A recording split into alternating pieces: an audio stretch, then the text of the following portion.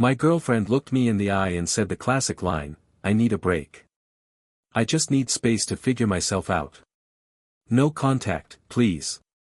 I nodded. 3 years together, and she ended it with a cliché. I didn't fight it. If someone wants space, you give them space. I said, "Okay, Madison, if that's what you need." She hugged me awkwardly, grabbed a small bag, and claimed she'd stay at her sister Sarah's while she sorted herself out. The first week nearly broke me. Silence, emptiness, worry. I kept telling myself, respect her process, respect her journey. Then, 10 days in, scrolling through Instagram, the truth punched me in the gut. Her mom, Linda, posted a cheerful family vacation album. So glad a certain someone could make it. The photos? First, Madison smiling with her parents and brother. Then the bomb, Madison, laughing with her arm around a guy who looked way too familiar. Tyler. Her high school sweetheart. The one she'd once brushed off as nothing serious. Slide after slide, there she was, practically sitting in his lap at dinner. And yes, Linda had tagged him. The journey Madison needed wasn't self-discovery. It was a trial run with Tyler, hand-delivered by her own mom. I didn't rage. Didn't text. Didn't call. Instead, I opened the spare room, her unofficial walk-in closet. Spent 3 days carefully boxing every single thing she owned. Clothes, shoes, art books, random trinkets, bubble wrap, sturdy boxes, each item photographed and catalogued with military precision. Courier service, $280. Destination, her parents' house. Delivered. Signed for. Done. That same night, I logged into Facebook, changed my relationship status to single, blocked Madison, blocked Linda, blocked Tyler. Deleted her number. Deleted our photos. Kept a few on a secure drive for evidence. Then silence. Blissful, healing silence. For 3 weeks, I hit the gym, caught up with friends, threw myself into work. Life was calm. Until last night. Unknown number. I answered. "Hello, Ryan. It's me. Madison." Her voice was soft, tentative, like she expected me to cheer. "Oh," I said evenly. "What can I do for you?" "I think I'm ready to talk now," she stammered. "I've been reflecting. I'm ready to figure things out, with us." I let the pause hang heavy. Then, calmly. "Madison, there is no us to figure out." Silence. Then her gears grinding. "What? Ryan, what are you talking about? I just asked for a break, not a breakup. You asked for no contact. To figure yourself out. And I respected that. Meanwhile, I figured something out too. That you can't live without me," she laughed nervously. "No. I figured out I don't want to be with someone who lies about needing space just to vacation with her old flame." Her voice cracked. How did you know about that?" "Your mom tagged him in the photos, Madison. Publicly. For the whole world to see." Dead silence. Then her excuse factory kicked in. That was. Mom's clueless with social media. Tyler just happened to be there, it wasn't like that. Things don't just happen. You made choices. You lied. You went. You got cozy. And I respected your journey so much, I said coldly, that I even helped you pack for it." "What does that mean?" she snapped. "It means all your belongings have already been shipped to your parents' place. 3 weeks ago. Your dad even signed for the boxes. I have the delivery confirmation." Her voice dropped to a whisper. You what? "Everything you left here.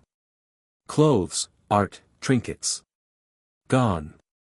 Since you're on this grand journey of self-discovery, I figured you wouldn't want to be burdened with attachments to our old life, or our apartment." "You did what?" Madison's voice cracked over the line. "My art supplies, my vintage jacket, my grandmother's earrings, you can't just ship those away. Actually, I can, I said evenly. And I did. Everything's in boxes. Inventory list available if you'd like. Grandma's earrings. Box 7. Bubble wrapped. Petty, she hissed. Insane. Vindictive. I was going to come back so we could work through this. Work through what exactly? The family vacation with Tyler while you told me you needed solitude? Or the part where you expected me to sit like a placeholder while you tested if your high school romance had legs? It wasn't a romance, Ryan, it was complicated. Not complicated anymore. It's over. My relationship status says single. Just so we're clear. She started crying then, real or staged, who could tell? But her next words were pure entitlement. 3 years of my life, Ryan. And you just throw me away. I gave you 3 years, Madison. The difference is, I didn't end it by lying and sneaking off with an ex. And then, the cameo. Ryan, a sharp new voice cut in. This is Linda. What in God's name do you think you're doing to my daughter? Ah, the enabler. Linda, with respect, this is between Madison and me.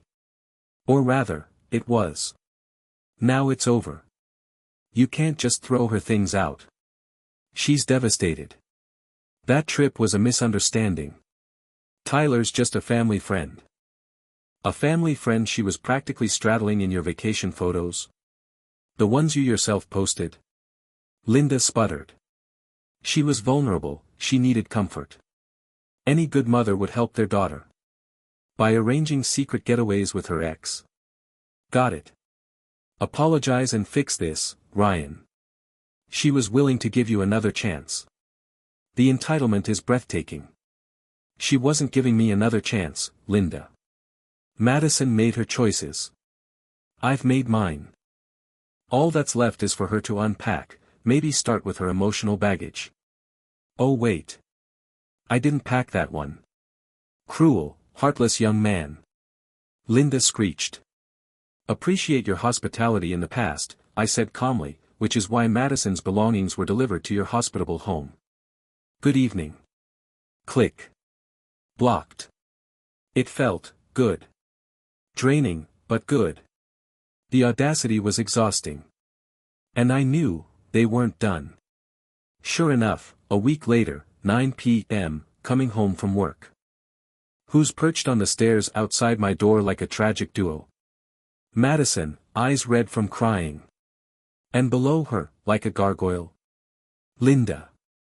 Oh, for crying out loud, I muttered. Evening, I said, stopping at the bottom step. Unexpected visitors. Madison stood, voice trembling with rehearsed determination. We need to talk. Face to face. Not over the phone where you can be a coward. Not sure what there is to discuss. I was clear. And ending a call when I'm insulted isn't cowardice, it's boundaries. You have to understand, it was a mistake, she pleaded. Tyler means nothing. I was lonely. Mom thought it would help. A good mother helps her daughter by arranging secret rendezvous. Interesting parenting strategy. Madison's tears flowed. But we can rebuild, Ryan. I miss you. I didn't move an inch. No. We can't. Trust doesn't regenerate on command. That's when Linda jumped in. You know, Ryan, Madison's been telling people how difficult you've been. Controlling. That you threw her out. I laughed. Controlling. She asked for no contact. I gave her space. I paid to ship her things. How is that controlling? Sending my stuff was aggressive. Madison snapped.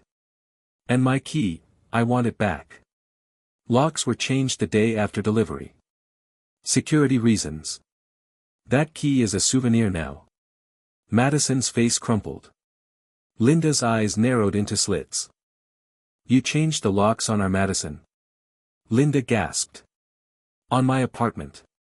Which she voluntarily left under false pretenses. Yes.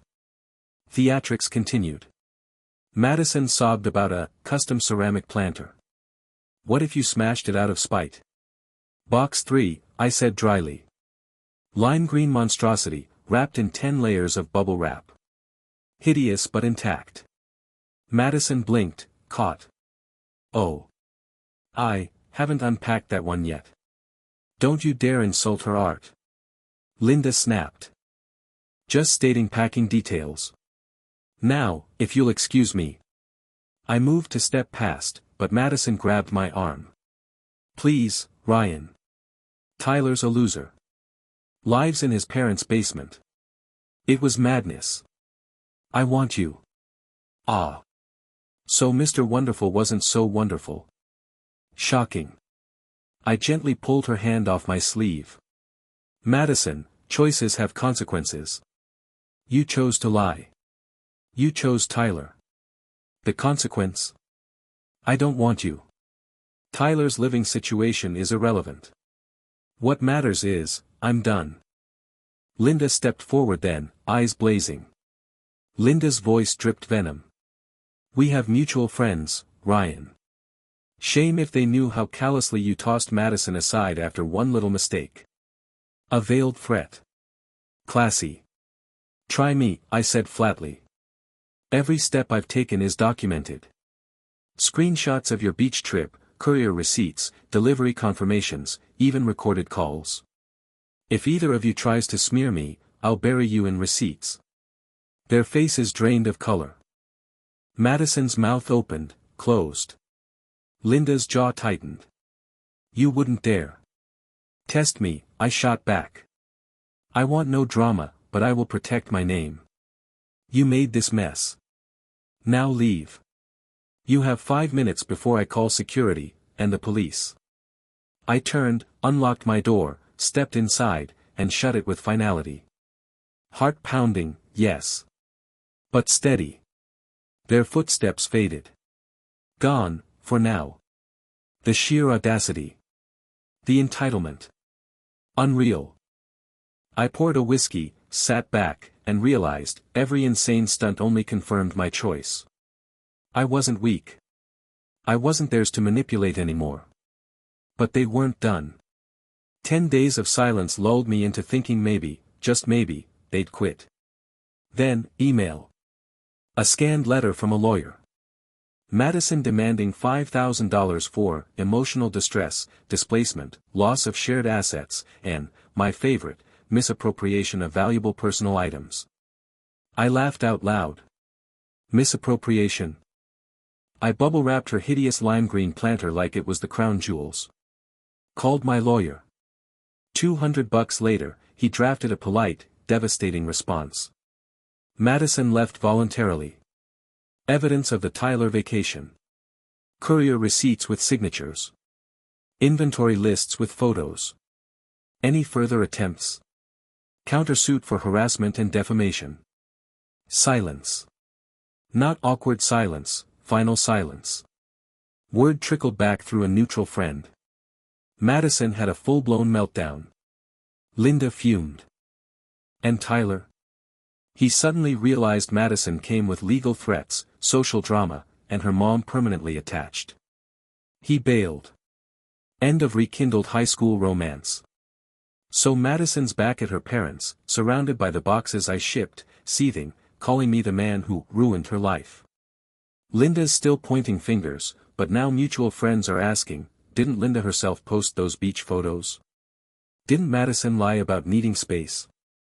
Their smear campaign flipped. The revenge? There was none. I didn't scream, didn't smear, didn't stalk. I stayed calm, presented facts, and walked away. Their chaos destroyed them all on its own. And now? Peace. No texts. No knocks at my door. My apartment feels like mine again. I'm even going on a date next week. New person, no baggage. Do I feel satisfaction? Of course. Not the cheering kind. Just a quiet relief that I respected myself, drew hard lines, and refused to be their punching bag. Sometimes, the best revenge isn't payback. It's letting their world collapse while you move on with your life. Peace out.